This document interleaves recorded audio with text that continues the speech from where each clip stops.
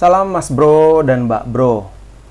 Menurut kalian gimana sih cara kerja dari media sosial? Terus kenapa banyak orang yang pakai media sosial? Dua pertanyaan ini nanti akan kita jawab dalam obrolan kita kali ini. Tapi secara gambaran umum nanti berharap lewat dua pertanyaan ini dan penjelasan-penjelasan yang lain kita bisa mengerti secara umum tentang media sosial. Kita tahu gimana cara mainnya media sosial, kita tahu apa manfaatnya, kita tahu semua kebutuhan kita yang bisa dicukupkan oleh media sosial, dan kita nggak terjebak di dalam media sosial gitu. Biasanya kan kalau kita mempelajari segala sesuatu, kita mempelajari 5W1H-nya gitu. What, where, when, dan WW yang lainnya. Tapi kali ini kita akan memakai metode yang lain. Kita punya metode namanya si Adi demen babi. Apa itu dan apa hubungannya sama media sosial? Sekarang mari kita mulai. Sebelum kita mulai, pastikan Mas Bro dan Mbak Bro kalau yang mengikuti ini ya kalau bisa menyediakan catatan untuk bisa menyimpan poin-poin yang ada. Tapi kalau kalian cukup untuk menikmati, dipersilahkan. Kita akan memulai dari C. Ini kurang lebih daftar isinya dari awal sampai akhir nanti, 7 poin. Kita akan mulai dari C. Baiklah. Ketika kalian memulai menonton video ini, atau kalian misalnya sebelumnya punya pertanyaan soal media sosial, harapannya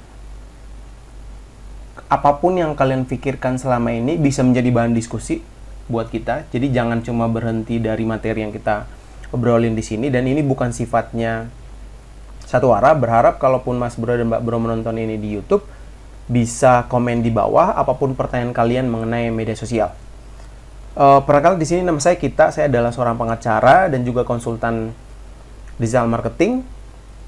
Berharap dari ilmu yang saya dapatkan dari tahun 2009 dan juga tim kami di Kekitaan di digital personal development bisa membantu Mas Bro dan Mbak Bro sekalian segala sesuatu yang berhubungan sama digital marketing. Kali ini kita akan ngomongin soal media sosial. Yuk, mari kita mulai. Nah, di poin yang pertama ini mengenai siapa itu,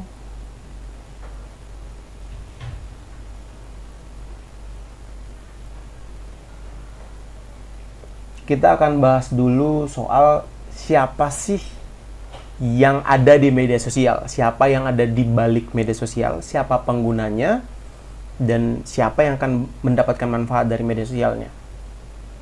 Pertama, si pembuat media sosial membuat media sosial sesuai dengan namanya sebagai tempat orang untuk bersosialisasi.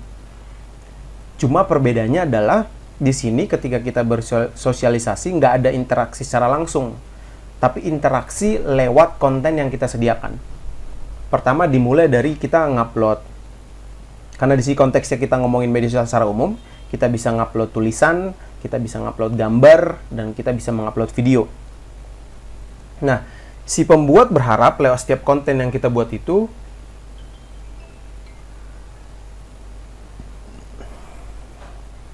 kita bisa berinteraksi di dalamnya.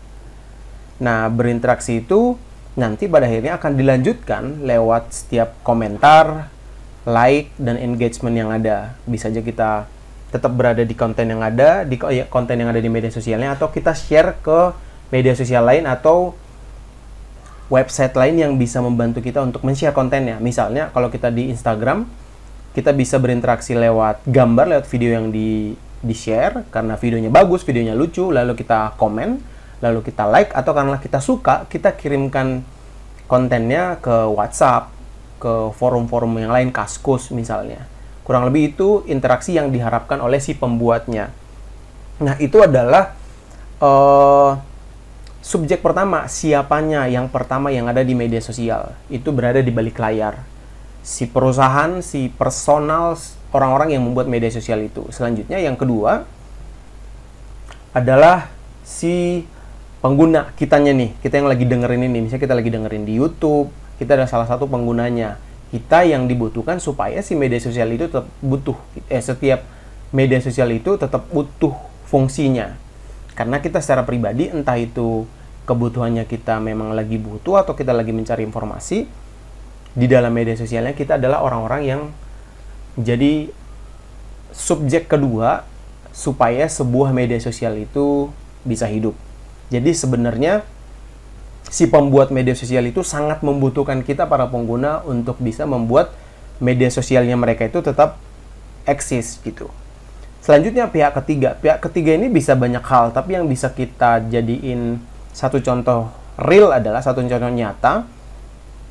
Orang-orang menyediakan iklan di media sosial. Sebenarnya mereka kurang lebih adalah pengguna, tapi mereka nggak 100% benar-benar menggunakan media sosial selayaknya kita menggunakan media sosial gitu. Jadi pihak ketiga ini hanya memanfaatkan setiap interaksi kita, para pengguna di media sosial, dan setiap interaksi itu, data itu, jumlah kita, berapa lama kita menonton, jumlah like yang kita berikan, jumlah komentar, apa saja yang kita buka, semua data-data itu dikumpulkan oleh si pembuat, dan itulah yang menjadi jualan si media sosial ke si pihak ketiga, supaya mereka mau memasang iklan di dalam media sosial. Pihak-pihak ketiga yang lain bisa aja ada, tapi saat ini yang real benar-benar bisa kita rasakan kehadirannya ketika kita menggunakan media sosial adalah itu, si pihak ketiga. Itu dia penjelasan gambaran umum mengenai siapa saja yang ada di media sosial. Kita lanjut ke apa aja yang ada di media sosial.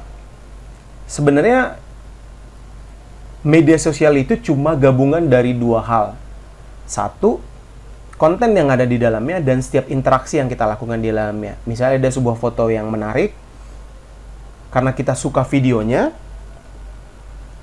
ya kita tonton, kita kasih komentar yang bagus, kita kasih like, dan kita share ke orang lain. Misalnya kayak kejadian sekarang, saat ini kita rekam tanggal 30 Maret 2021, ada kejadian pabriknya Pertamina yang kebakar, kejadian pemboman yang ada di Makassar. Kalau konten itu sudah masuk di media sosial, orang-orang yang pengen tahu kontennya secara lebih dalam, mereka akan mengikuti konten-konten itu di media sosial. Misalnya ketika mereka terharu atau tergerak, mereka sedih, apapun emosi yang dikeluarkan, maka akan ada interaksi dalam bentuk komen, dalam bentuk like, dalam bentuk share yang ada di media sosial kita. Terus berapa lama kita menonton kontennya, terus setelah kita menonton satu konten yang berhubungan sama kebakaran di pabrik Pertamina dan tentang pemboman itu, kita bisa mencari konten-konten lain yang ada di berita, pendapat para artis, pendapat para selebgram, atau pendapat para ahli yang berhubungan sama itu. Relevansi dari situlah yang bercabang-cabang yang menjadi interaksi yang kita lihat selama ada di media sosial. Jadi cuma kombinasi antara konten dan interaksi. Itulah sebenarnya yang menjadi dasar kenapa kita bisa berlama-lama di sebuah media sosial. Untuk bagian ini, kalau Mas Bro dan Mbak Bro misalnya punya pendapat lain atau kalian ada pertanyaan, boleh silahkan ditanyakan langsung di kolom komentar. Mari kita lanjut. Selanjutnya, di mana? Di mana aja orang berinteraksi di media sosial. Di mana ini maksudnya adalah, sebenarnya kan setiap interaksi yang ada di media sosial itu, meskipun itu secara online, tapi kan sebenarnya interaksi itu datang dari offline. Setiap kegiatan yang kita lakukan yang ada di rumah, di kantor, di sekolah, di kampus, dimanapun misalnya. Saat ini kalau misalnya kita buat sebuah survei, otomatis karena keadaan lagi pandemi akan lebih banyak orang mengkonsumsi atau memakai media sosial ketika mereka sedang berada di rumah. Nah, kalau kita ambil satu contoh, misalnya kalau ada produk sebuah klien yang pengen jualan produk-produk yang berhubungan sama di rumah, misalnya alat-alat kebersihan untuk di rumah, hand sanitizer, kebutuhan dapur misalnya, di momen-momen saat ini akan menjadi momen yang sangat cocok untuk mereka melakukan promosi terkait sama produknya mereka. Itulah kenapa saat ini consumer good itu atau produk-produk yang banyak kita habiskan di rumah itu secara industri sedang tinggi-tingginya. Karena selain didukung oleh keadaan sekarang saat lagi pandemi, media sosial juga akan ikut mendukung itu karena penggunaan saat ini media sosial itu lebih banyak dipakai dari rumah. Bisa saja saat ini orang-orang memakai di luar rumah, di luar kantor, di luar sekolah, tapi kurang lebih ini yang menjadi tempat-tempat secara offline yang biasanya tempat orang untuk berinteraksi di media sosial. Nah, data-data ini juga yang akan terkumpul. Sedikit gambaran buat Mas Bro dan Mbak Bro, kenapa dari tadi kita banyak ulangi tentang hal ini? Karena sebenarnya meskipun kita memakai media sosial secara gratis, buat kalian yang sudah menonton Social Dilemma atau konten-konten lain yang mengangkat soal urgensinya soal media sosial sekarang, karena setiap data yang kita punya di media sosial itu, meskipun kita berkegiatan di offline, sebenarnya secara online itu semuanya terekam. Jadi itulah yang menjadi jualan si orang-orang yang punya media sosialnya, supaya akhirnya kenapa banyak iklan di dalamnya. Jadi kalaupun misalnya ada iklan di media sosial kalian, kalau kalian terganggu atau bagaimanapun, sebenarnya itulah yang jadi bensinnya si media sosial itu supaya tetap hidup gitu. Untuk bagian ini sebenarnya jadi diskusi yang menarik. Kalau kalian punya pertanyaan, boleh silakan komentar di bawah. Selanjutnya, dengan apa? Saat ini, yang paling banyak menggunakan media sosial, gadget yang paling banyak menggunakan media sosial itu adalah lewat mobile, dari telepon pintarnya kita. Karena, yang pertama, nggak banyak orang sekarang punya komputer. Itu sudah bergeser cara penggunanya. Yang dulu banyak orang pakai komputer, sekarang udah bergeser ke mobile. Karena sekarang orang dimanapun dan kapanpun akhirnya bisa menggunakan media sosial lewat handphonenya, lewat gadgetnya. Tapi nggak menutup kemungkinan baik itu lewat PC, lewat laptop, lewat gadget-gadget yang lain yang mereka punya, mereka bisa berinteraksi juga di media sosial. Tapi kurang lebih dua inilah yang menjadi alatnya dengan apa si pembuat, si pengguna atau pihak ketiga menggunakan media sosialnya. Kita lanjut ke bagian mengapa. Ini akan jadi menjawab pertanyaan kita tadi soal kenapa orang pakai media sosial gitu. Kenapa begitu banyak orang pakai media sosial? Yang pasti yang pertama, gak ada sesuatu yang akhirnya bisa dipakai banyak orang kalau misalnya dia nggak punya manfaat. Itu yang jadi penting.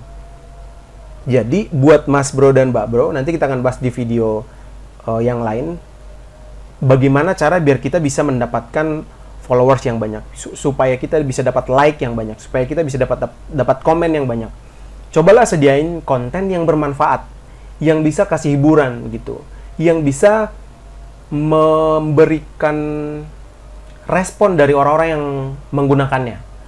Anggaplah misalnya kita ambil kejadian yang sedang terjadi sekarang, misalnya soal terjadinya kebakaran di pabriknya Pertamina dan juga soal kejadian bom di Makassar misalnya. Secara manfaat, orang yang lagi mencari informasi itu, mereka akan mencari informasi di media sosial misalnya. Jadi otomatis orang-orang yang pertama kali menyediakan konten tentang kejadian itu, atau orang-orang yang mengulas secara tuntas mengenai kejadian itu akan pasti diikuti sama orang media sosialnya. Otomatis dari sisi trafficnya akan naik. Kalau mereka ingin komentar di dalamnya, atau mereka tidak suka dengan kejadian bom itu, mereka ingin mengutuk, mereka secara emosi mereka pengen terlibat, mereka akan melakukan respon dalam bentuk like ataupun komen. Nah, inilah alasan akhirnya kenapa orang memakai media sosial. Karena setiap hari selalu ada konten-konten baru, selalu ada konten-konten menarik yang bisa memberikan manfaat kepada mereka. Manfaat ini nggak selalu semata-mata manfaat secara langsung, misalnya setiap hari mereka punya kebutuhan apa akan terlalu terpenuhi, tapi setidaknya manfaat secara informasi dan juga manfaat secara hiburan pasti akan bisa dipenuhi oleh media sosial. Itulah kenapa sekarang pelan-pelan akhirnya media seperti televisi, koran, media-media yang mainstream mulai bergerak ke media sosial, ke digital. Sekarang lihat aja semua televisi, koran, majalah, media-media yang konvensional biasanya pasti akan sudah punya akun media sosial, akun YouTube, Twitter, Facebook, Instagram. Mereka akan punya itu untuk menyalurkan konten-konten yang mereka punya tadi. Itulah akhirnya kenapa orang banyak memakai media sosial. Kedepannya mengenai data-datanya kita akan infokan secara gambaran umum. Tapi karena setiap manfaat yang diberikan oleh media sosial tadi, datanya sekarang adalah YouTube WhatsApp, Twitter, Instagram itu menjadi media sosial yang paling banyak digunakan secara digital. Jadi saat ini anggaplah 10 orang mewakili seluruh penggunaan internet.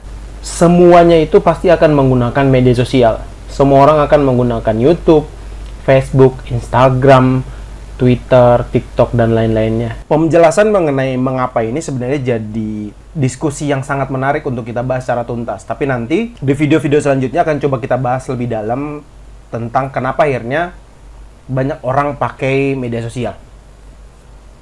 Kita lanjut ke penjelasan selanjutnya. Tadi si Adi demen babi. Kita sudah sampai ke bagian mengapa.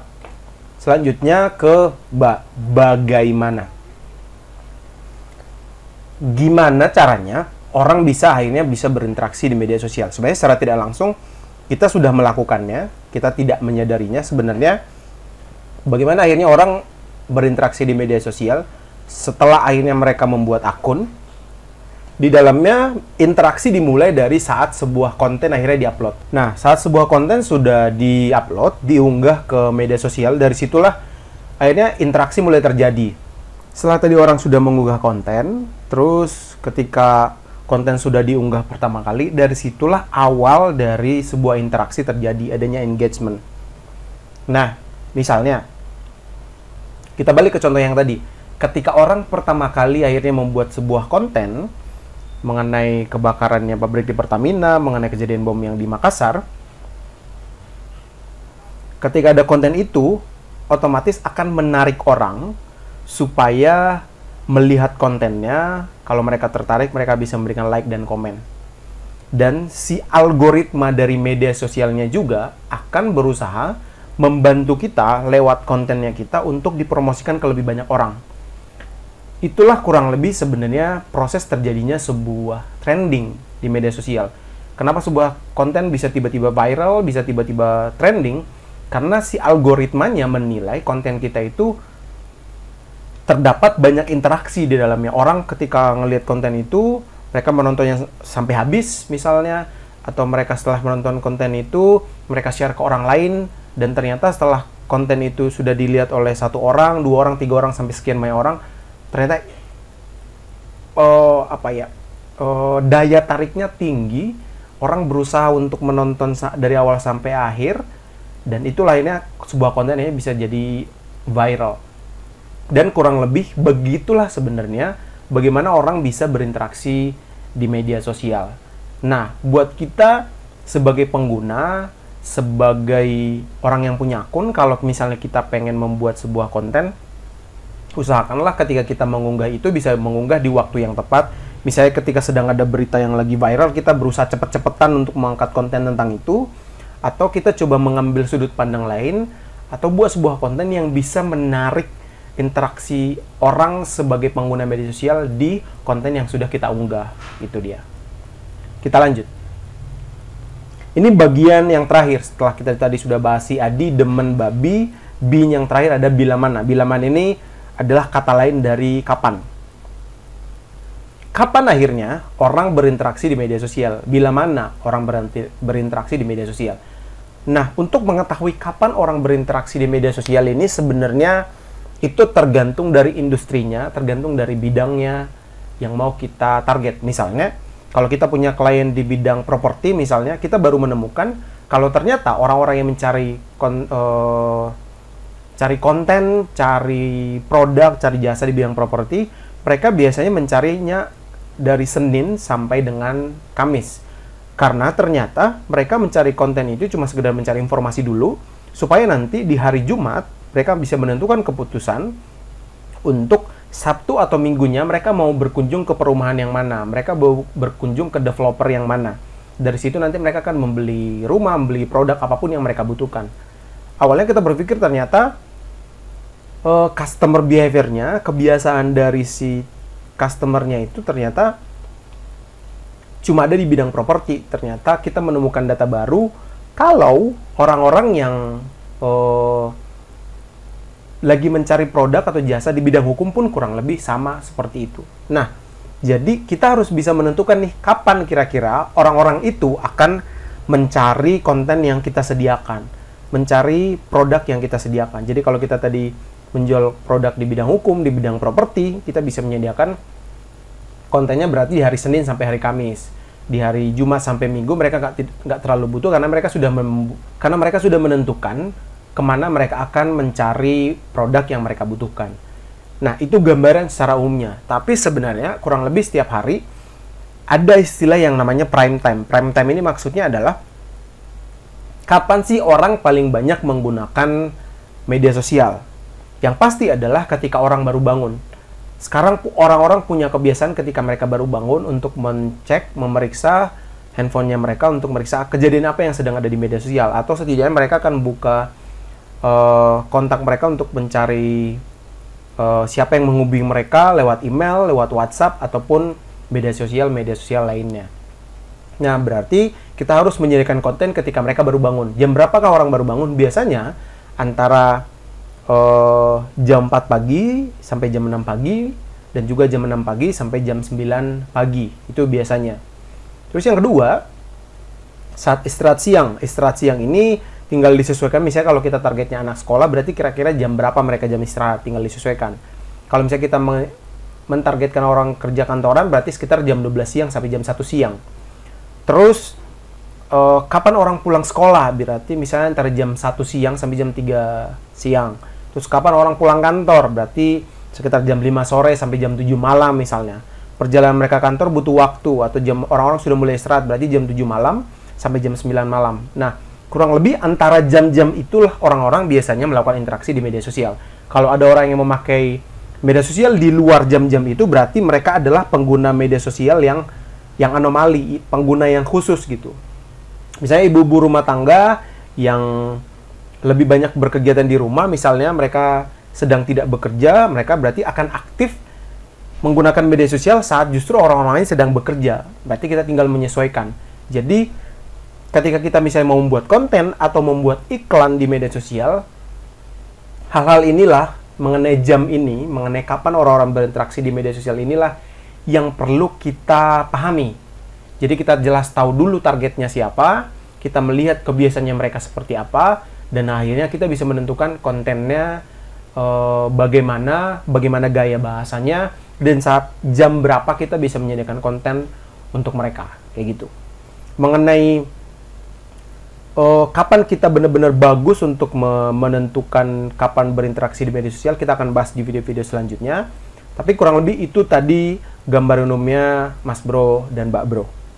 Nah, sebenarnya ketika kita memulai untuk mengembangkan sebuah media sosial, kita mau mengembangkan sebuah akun, kalau Mas Bro dan Mbak Bro pengen jualan produk, pengen membuat portofolio buat diri sendiri, atau pengen buat akun pribadi, dipastikan saja kita buat akunnya dulu dan kita membuat konten yang berhubungan sama targetnya kita. Misalnya kita pengen buat portofolio tentang bagaimana kita bisa bernyanyi, misalnya kita bisa buat konten-konten yang berhubungan dengan cover lagu, atau kita misalnya lagi jualan online, produk rumah tangga, jualan cabai, bawang, dan segala macam misalnya, tinggal dibuat aja foto-fotonya, gambar-gambarnya, video-video yang berhubungan sama itu gitu. Yang penting pertama dibuat dulu, buat aja dulu. Yang kedua, pastikan setelah udah dibuat, kita share ke sebanyak mungkin orang. Karena konten yang bagus bukan konten yang bagus semata-mata bagus doang, tapi konten yang bagus adalah terkadang konten yang jelek pun ketika akhirnya ada orang yang menilai, itu adalah sebuah konten yang bagus gitu. Percuma konten yang bagus kalau akhirnya nggak ada orang yang lihat.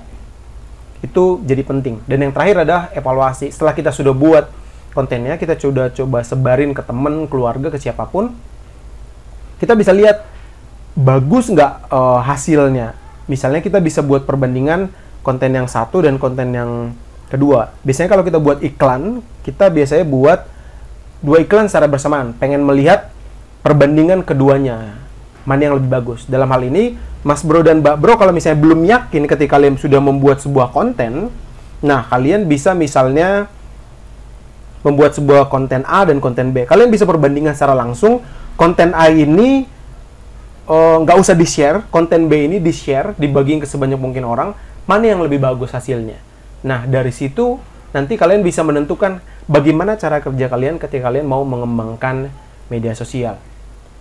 Nah, selanjutnya kita mau menjawab pertanyaan tadi yang sudah kita tanyakan di awal. Gimana sih cara kerja media sosial?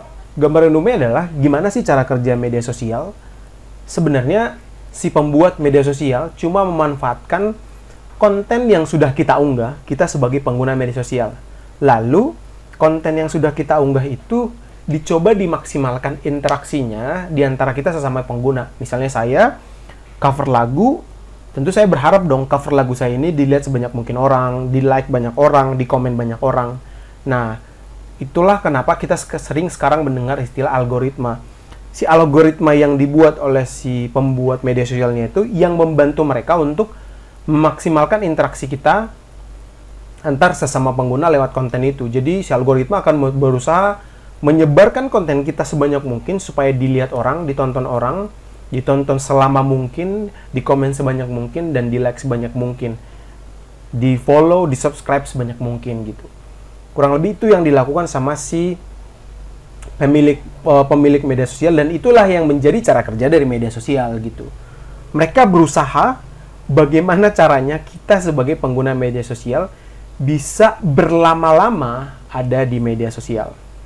Nah, selanjutnya, kenapa orang banyak di media sosial? Kenapa banyak orang yang pakai gitu? Berhubungan sama pertanyaan yang pertama, karena secara pribadi, kalau kita udah ngomongin gambaran umum di sekarang, ya namanya orang bersosialisasi saat ini, jadi banyaknya orang bersosialisasi di media sosial gitu. Akhirnya kebutuhan kita secara sosial jadinya terpenuhi. Baik itu secara eksistensi, kita butuh hiburan, kita butuh penyelesaian masalah. Misalnya kita lagi cari satu produk, dan kita pengen lihat reviewnya, itu sudah ada di media sosial gitu. Nah, setelah itu sudah terpenuhi, sebenarnya di belakang layar cara kerja dari media sosial itu sudah dibantu oleh ada istilah namanya UI dan UX gitu. Bagaimana secara user interface dan user experience-nya itu sudah dipengaruhi oleh psikologi. Pengaruh psikologi maksudnya gini. Jadi sebenarnya kalau kita nggak sadari, tampilan dari media sosial dan bagaimana cara kita memakai fitur-fitur di dalamnya itu sebenarnya sudah sebaik mungkin didesain oleh si pembuat media sosialnya supaya kita terus-terus ada di dalamnya. Bagaimana cara mereka untuk melakukan itu? Mereka sudah tahu bahwa secara ilmu kesehatan, secara psikologi, ada hormon dopamin dan hormon oksitosin gitu. Gambaran umumnya adalah kedua hormon ini membantu mereka, si pembuat media sosial, supaya algoritmanya itu membuat kita berlama-lama ada di media sosial. Hormon dopamin adalah hormon yang berhubungan sama kebahagiaan. Hormon sebentar.